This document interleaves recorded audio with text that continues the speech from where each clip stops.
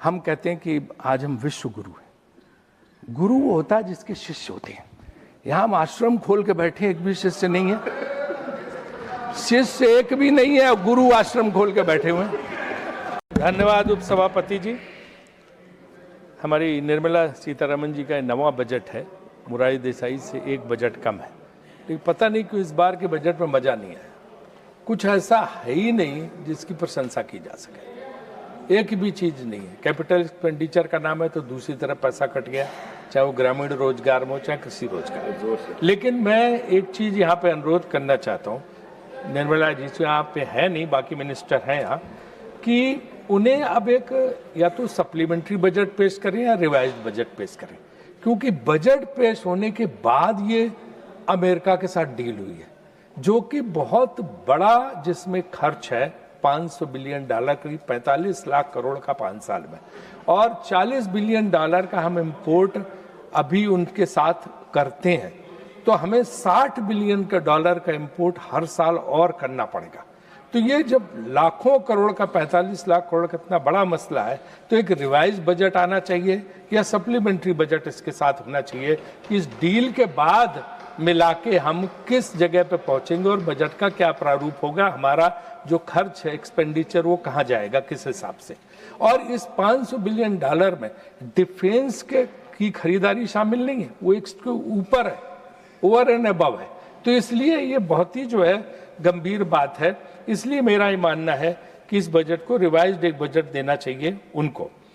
एक आदत बन गई है कि गलत बात को बार बार मीडिया से अच्छा बताओ, सारे प्रवक्ताओं को लगा दो, लाइन लगा दो और सब वो तारीफों के पुल बांधने लगे, तो कम से कम 100 बार कहोगे वही बात तो लोग सही मानने लगे। लेकिन असलियत वो नहीं है, असलियत ये नहीं है। आप असली बात को दबा देते हो जी, हैं? तो असली बात ये है कि मनमोहन सिंह जी के जमाने में जो है 3% से नीचे था, 2.92 टैरिफ।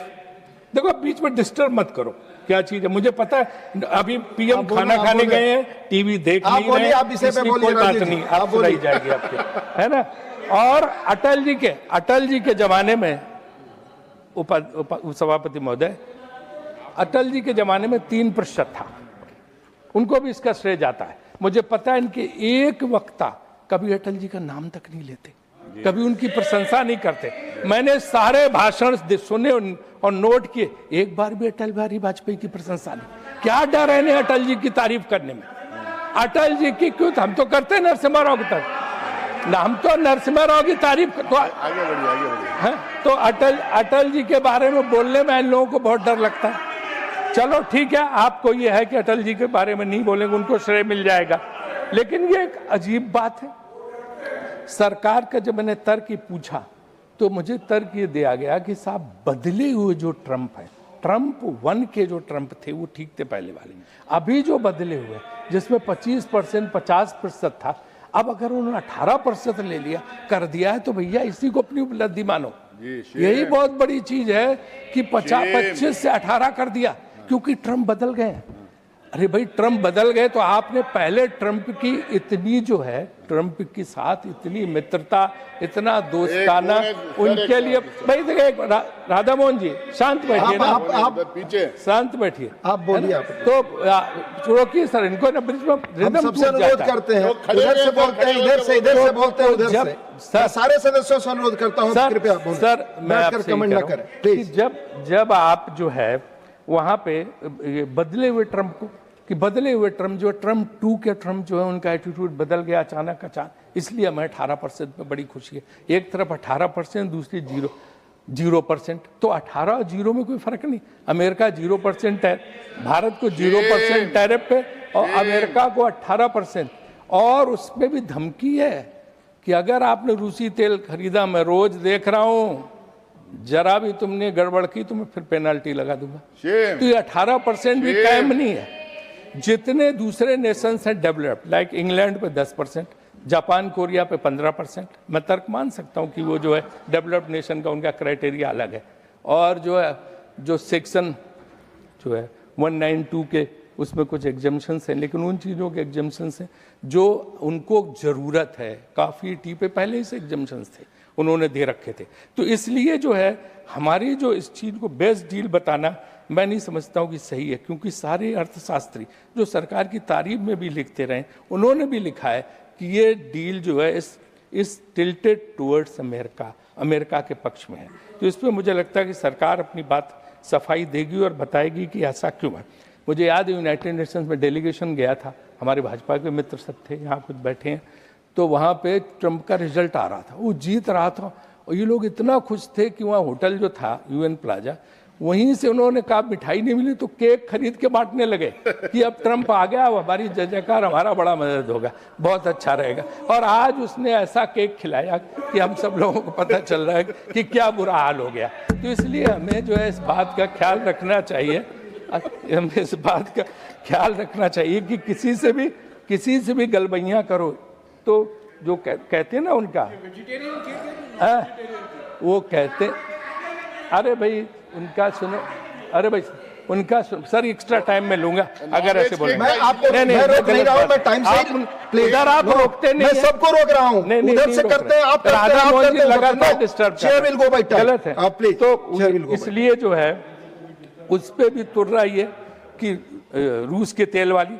और दूसरी जो इम्पोर्टेंट बात है कि अमेरिकन कृषि मंत्री खुद ट्रंप साहब का जो ट्वीट है, व्हाइट हाउस की प्रवक्ता, उसने खुद कहा कि अमेरिका के बहुत बड़े फायदे में है, कृषि उत्पाद भी उसने बताए हैं और ये बोला है कि तमाम चीज़ों में हमें बहुत राहत मिली है। एक चीज़ कल उन्होंने जयराम ने उठाई थी, टेक्सटाइल वाली, 5% पे कपास, 5% सिर्फ ड्यूटी पे कपास बांग्लादेश को मिलेगी, अमेरिकन कपास।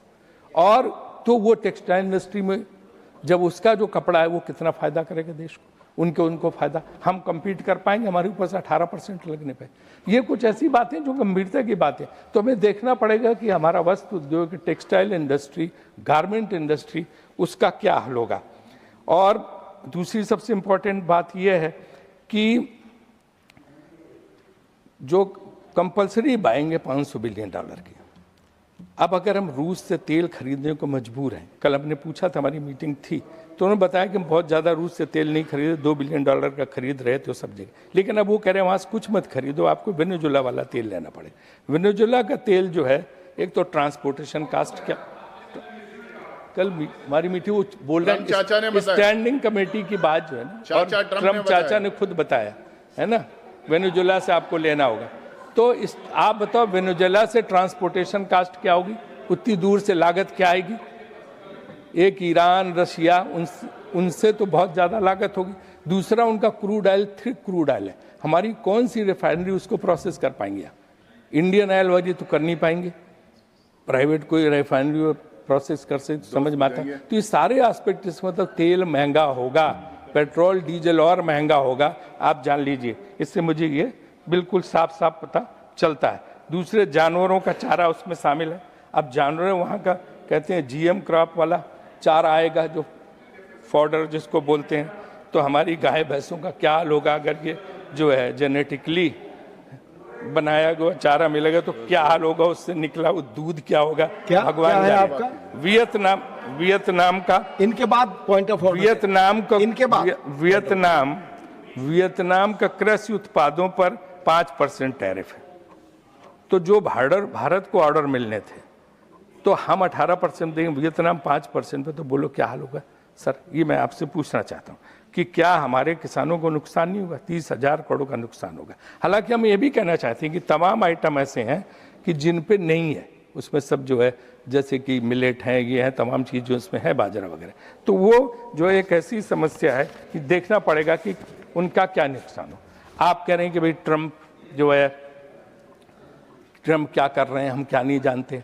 अब ये भी मैंने पढ़ा किसी अखबार में कि विदेश मंत्री से पूछो तो कहते हैं कॉमर्स मिनिस्टर से पूछो, कॉमर्स मिनिस्टर पूछो तो कहते हैं विदेश मंत्री से पूछें तो पूछे किससे, यही नहीं समझ में आ रहा है। अब किरण रिज्जू बेचारों से क्यों पूछे, उन्हें तो उनसे तो इसका कोई मतलब नहीं है। तो जवाब कौन देगा, ये मैं कह रहा हूँ। तो मेरा इनसे यही कहना, यार नीरज शांत रहो है। तो हमारा ये कहना है कि हमें तेल खरीद की आज़ादी होनी चाहिए। कंपनियां जो हमारी हैं उनको स्वतंत्र निर्णय लेने की छूट होनी चाहिए और तेल महंगा ना हो, इसकी गारंटी करनी चाहिए। ये देखिए यहाँ पे जयशंकर जी बैठे, विदेश नीति का विस्तार कुछ है, इधर कुछ हुआ है कि पता नहीं क्यों विदेश नीति में कई बार ऐसे दौर आते हैं। हमारा बड़ा मुश्किल समय, हम कहते हैं कि आज हम विश्व गुरु हैं। गुरु वो होता है जिसके शिष्य होते हैं। यहाँ हम आश्रम खोल के बैठे, एक भी शिष्य नहीं है, शिष्य एक भी नहीं है, गुरु आश्रम खोल के बैठे हुए हैं। अभी जो यार नीरज प्लीज चुप रहो, कुछ नहीं करेंगे तुम्हारा, शांत रहो है। तो ये जो है आप बताओ, जब युद्ध हुआ किसी एक देश ने, छोटे मोटे देश ने हमारे सपोर्ट में बयान दिया? पाकिस्तान के सपोर्ट में चीन खड़ा है, अमेरिका उसके जनरल को बुला के लंच करा रहा है, और टर्की जो है ड्रोन दे रही है, सऊदी अरबिया डिफेंस डील कर रहा है, अजरबैजान उनके साथ। हमारे साथ कौन है? एक आदमी नहीं, ना पड़ोसी ना कोई। तो ये कौन से गुरु की बात हो रही है? जो शिष्य विहीन गुरु कौन है ऐसा जिसका शिष्य नहीं, चेले ही नहीं, गुरु खाली है? तो ये कौन सा आपने भारत बना दिया है? ये सबसे बड़ी हमारी समस्या है कि जो है इसको देखें। और उसी के साथ साथ मैं ये बात भी जोड़ता हूँ, क्योंकि यहाँ पे बैठे हैं माननीय विदेश मंत्री, कि बांग्लादेश के मामले में भी हमें कहीं न कहीं ऐसा रुख लेना पड़ेगा कि बांग्लादेश हमारी 71 की उपलब्धि है। एक बहुत बड़े संघर्ष के बाद भारत ने बांग्लादेश, पाकिस्तान के 2 टुकड़े हुए थे और बांग्लादेश हुआ था। आज हम बांग्लादेश को धकेल के पाकिस्तान के पाले में कर रहे हैं हर समय उसको इस तरह के, तो वो बहुत खराब हो जाएगा हमारे लिए। पाकिस्तान तो चाहता है कि बांग्लादेश से साथ आ जाए, पर उसका इस्तेमाल करे वहाँ से आतंकवाद बढ़ाने के लिए। ये बहुत बड़ी उपलब्धि इंदिरा गांधी के ज़माने में हुई थी, आप सबने साथ दिया था, अटल जी ने साथ दिया था, और तब उसके बाद जो है पूरे देश ने साथ दिया था। लेकिन आज बांग्लादेश को मत धकेलो, वहाँ पे परिस्थितियाँ डिफरेंट हैं, लेकिन उस चीज़ को समझना चाहिए। आपसे अच्छा काम तो हमारी आईसीसी ने किया।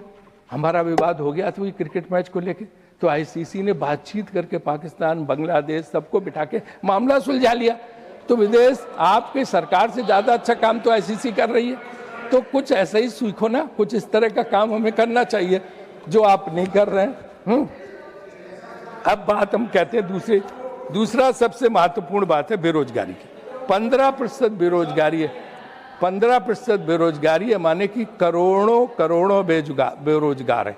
इन बेरोजगारों के लिए हम जो है क्या कर रहे हैं, क्योंकि उनकी स्थिति बहुत ही खराब है।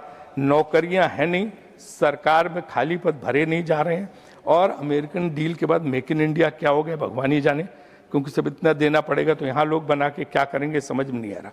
छोटे लघु उद्योग बंद हो रहे हैं। सरकारी अफसरों ने छोटे छोटे व्यापारियों की जान आफत में की है, जीएसटी से लगा के हर तरह से इतना तंग किया जा रहा कि मुझे लगता है 1 लाख कि 10 लाख लोग, 10 लाख व्यापारी या 1 लाख व्यापारी तो नागरिकता छोड़ के चले गए। तो अगर ये प्राइवेट सेक्टर के एंटरप्रेन्योर, एक वैसे आदमी जाए फर्क नहीं पड़ता, अगर उद्यमी जाता है, एंटरप्रेन्योर जाता है, तो लोगों को नौकरी कौन देगा? मुझे याद है मैं जब योजना मंत्री था तो मनमोहन सिंह जी ने मुझे कहा, वो सोचते थे इस बारे में कि तुमने क्या सेंसस रिपोर्ट देखी 2012 की बात याद है? तो मैंने कहा नहीं, कहने उसमें 2.5 करोड़ की दर से हर साल नया यूथ आ रहा है नौकरी लेने के लिए। तुमने उसके लिए कुछ सोचा तुम लोगों ने योजना आयोग में? मैंने सब ऐसी तो कोई बात हुई नहीं। कहने 2.5 करोड़ यूथ ही अगर इसको नौकरी नहीं देंगे तो ये अराजक तत्व हो जाए, तो कुछ सोचना चाहिए। तो तब स्किल, उन्होंने कहा स्किल डेवलपमेंट पर जोर दो, स्किल डेवलपमेंट पर जोर दो, और प्राइवेट सेक्टर जो है इनको नौकरी दे सकता, तो सरकार और प्राइवेट सेक्टर मिल के मदद कर। तो मैं इसमें स्किल डेवलपमेंट के लिए कोई पैसा नहीं बढ़ाया गया। तो मुझे लगता है आपसे निवेदन ये है कि आप कहेंगे उनको कि स्किल डेवलपमेंट का भी उस रिवाइज्ड बजट में जो है, नए बजट में पैसा बढ़ाया जाए, ताकि लोगों को, उद्यमियों को उससे मौका मिले, और ये थोड़ा डंडा मारने का काम व्यापारियों वगैरह पे कम कराइए। अब सर दिन भर डंडा मारते हैं, और इसकी वजह से उनका जो हौसला है वो बहुत कम होता चला जा रहा है। मैं इस बजट में ग्रामीण विकास और कृषि विकास, ग्रामीण सबसे बड़ी अर्थव्यवस्था, हमारी नरसिम्हा राव जी पहले आदमी थे जिन्होंने ग्रामीण मंत्रालय में 5 सेक्रेटरी रखे थे। बहुत विकराल रूप दिया था ग्रामीण विकास मंत्रालय को, और महत्वपूर्ण था। लेकिन यहाँ हम देख रहे हैं कि 6,500 करोड़ का बजट कम कर दिया गया। तो ग्रामीण विकास तो सबसे इम्पोर्टेंट, शहरों में तो कुछ हो नहीं रहा, ग्रामीण में नहीं हो रहा, तो ये आपके लिए बहुत ही जो है मेरे ख्याल से बहुत गलत बात होगी। आप कहते हैं यूथ पावर, यंग इंडिया, 60% हमारे कितने भाषण थे, कि देश देश की स्ट्रेंथ ये है कि यहाँ 60 करोड़ युवा है, 70 करोड़ युवा है। आज युवा कहाँ है? वो जो कोरोना का ही हुआ तो 4 घंटे के अल्टीमेटम में आपने उनको बाहर किया। जिस तरह से शहरों से छोड़ के अपने गाँव गए, परेशान होके, दुखी होके, उनको 24-48 घंटे का टाइम मिलता, तो वो इतना दुखी हो गए कि वहां से, भैया आप तो पहले ही मेरा कर देते। नहीं, तो दोस्ती किस बात की आपसे? आप देखिए ना, आप कभी मौका नहीं देते। राजीव जी देखिए, तो ये जो है ना, बस खत्म कर दे बस। तो उनको मौका कब हम देंगे? क्योंकि वो जो है कोरोना काल में जो गए वो लौट के नहीं आ रहे हैं, जिससे लेबर कास्ट बहुत बढ़ रही है, जो एक्सपोर्ट वालों को भी दिक्कत करेगी और लोगों को भी। तो उनको जो है, आप जो बुजुर्ग हैं उनको राशन दीजिए, यूथ को मोटिवेट करिए कि वो कामों में वापस जाए बड़े बड़े शहरों में, जो कि नहीं जा रहा है। युवा डिग्री लेके सड़क पर प्रदर्शन कर रहा, किसानों के एमएसपी गारंटी नहीं। एक फिर नड्डा जी के लिए कि हेल्थ बजट बहुत कम है। नड्डा, ये हेल्थ बजट बहुत कम है, ये 2-2.5% से कुछ नहीं वाला। बहुत दिक्कत है, प्राइवेट हॉस्पिटल लूट रहे हैं। आयुष्मान कार्ड एक स्कैंडल बन गया है। ये प्राइवेट अस्पताल वाले आयुष्मान कार्ड पहले ही दिन इसका पैसा खर्च। राजीव जी, हम कॉलिंग, इसलिए मैं अच्छा सुनिए, मैं आखिरी सेंटेंस सुन लो ना, कि हम ही सुझाव दे रहे हैं, कोई दुश्मन के नाते नहीं मिल रहे। विपक्ष को दुश्मन मत समझो। Thank you Rajiv ji, 1 minute हो गया, प्लीज। दुश्मनी 1 कदम 2 कदम, तुम भी थक जाओगे और हम भी थक जाएंगे। Thank you. कितने मिनट दिए थे आपने मुझे? 1 मिनट अधिक दिए थे। नहीं, दिए कितने टोटल? 15 था, प्लस एक 16 आपने बोला, 15 था आपको। बताइए, बड़ा भारी आश्चर्य।